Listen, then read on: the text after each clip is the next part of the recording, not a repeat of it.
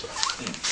Kuinka tärkeää, jos vielä palataan tähän visuaalisuuteen ja näyttävyyteen ja siihen bändin lava-presenssiin, niin kuinka tärkeää se on? Jos vertaa musiikin ja tämmöisen...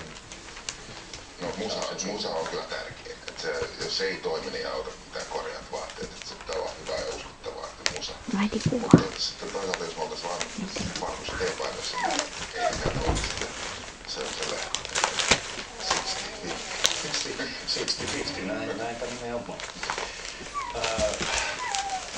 Paitsi muusikko, niin myös näyttelijä. Kuinka paljon nämä kaksi roolia nivoutuu nimenomaan tässä lava-persoonassasi Rick Loverissa yhteen? No, siinä on paljon samaa. Niin, että siinä esitetään elämän yleydessä ja paljon laulisia roolia. Mutta siinä on niin sekoitus. Myörin kyllä tästä kanssa. Näyttelijät ottaa myös muusikon uraa haltuun. Mistä se johtuu?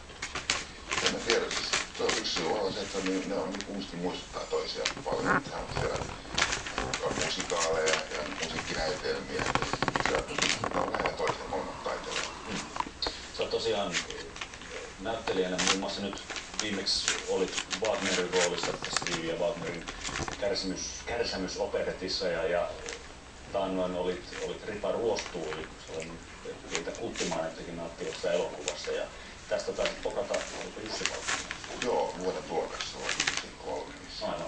Onko näyttelijyys nyt ihan taka-alalla? No se on hyvänä kakkosena, näin voi sanoa, että mä tein sen robotissa 2010. Kyllä mä teen sitä, mutta silleen enemmän harkiten ja vaan harvemmin. Perhetaustastasi sen verran, että sulla on